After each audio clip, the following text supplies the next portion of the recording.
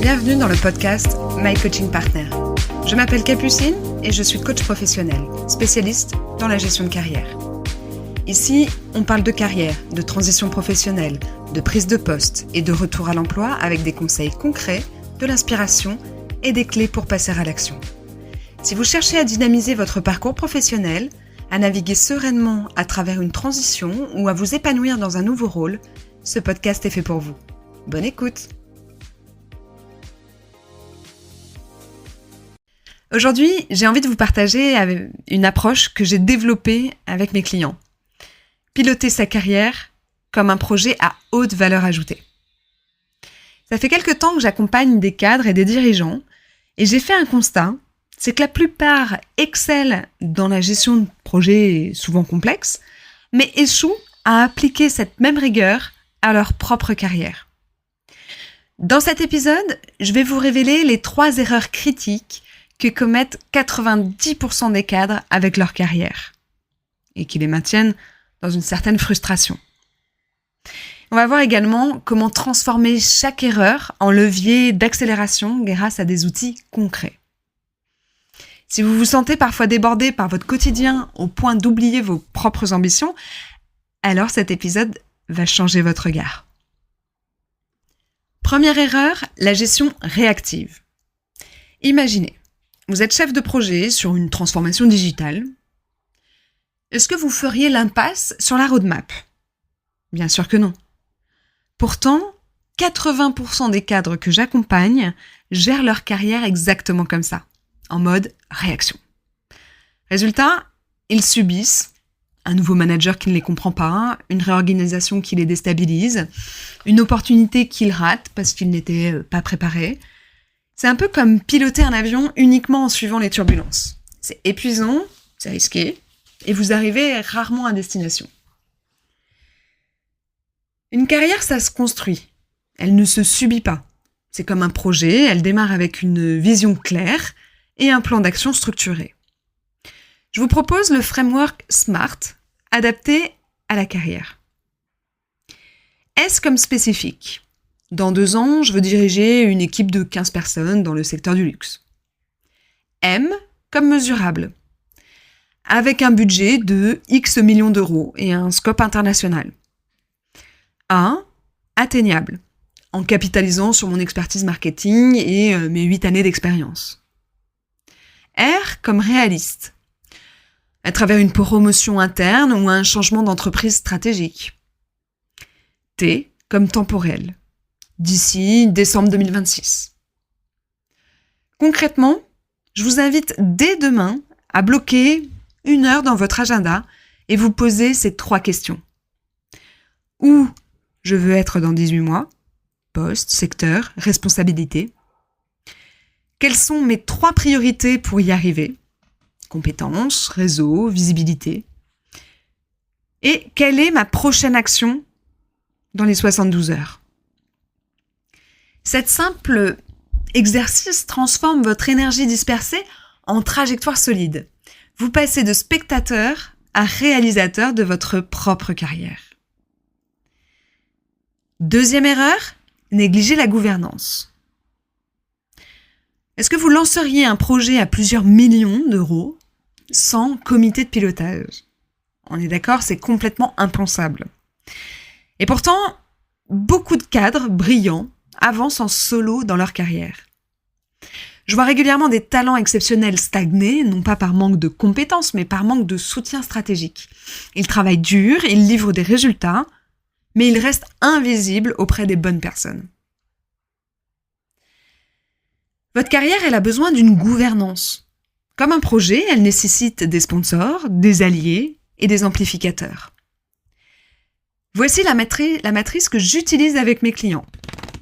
Les sponsors, c'est des personnes qui ont une influence élevée et avec lesquelles vous avez une proximité assez faible.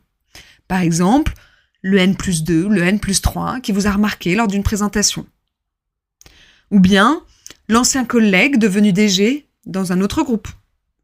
Ou encore le mentor externe de votre secteur. Ensuite, sur cette matrice, on trouve les alliés. Les alliés, ce sont ceux qui ont une influence élevée et avec lesquels vous avez une proximité plutôt élevée.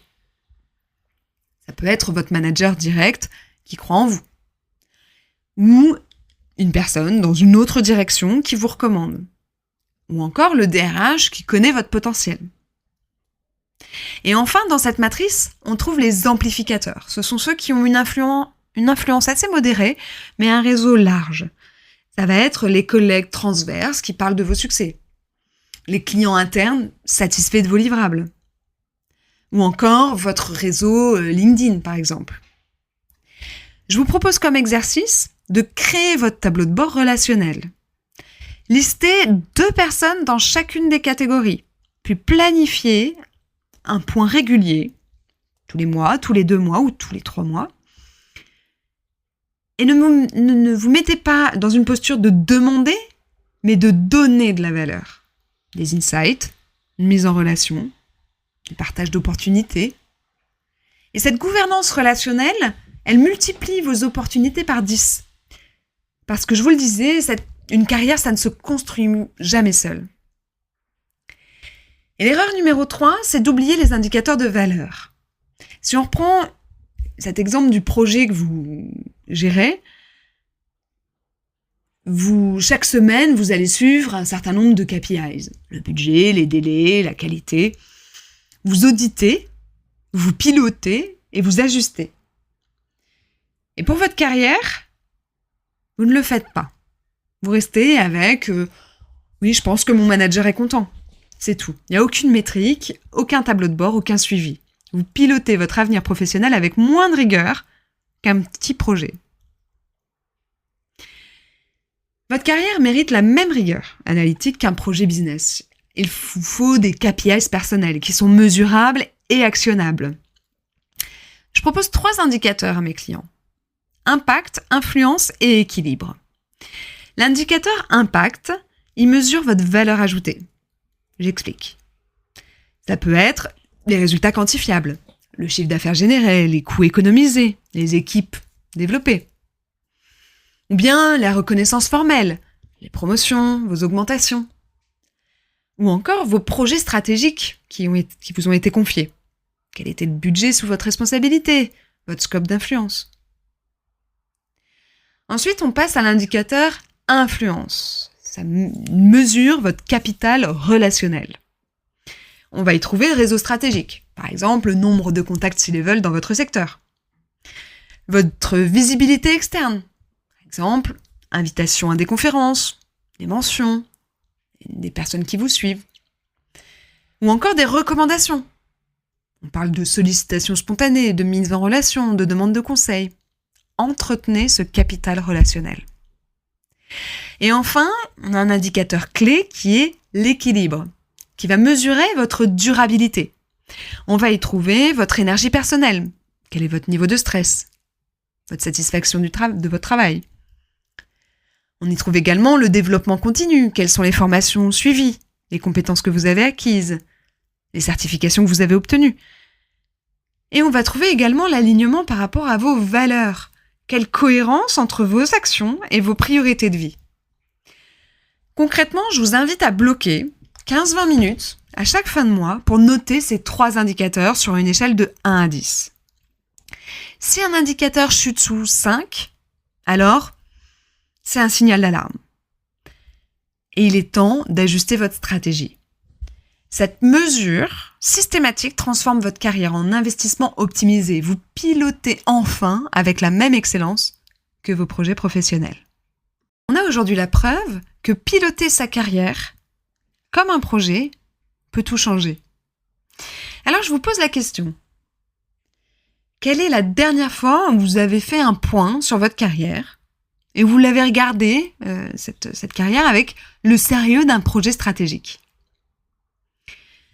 Si vous sentez que c'est le moment de reprendre les commandes, alors n'hésitez pas à me contacter. On peut faire ensemble un point sur votre carrière et on pourra déterminer dans quelle mesure je peux vous accompagner pour la gérer comme un de vos projets stratégiques.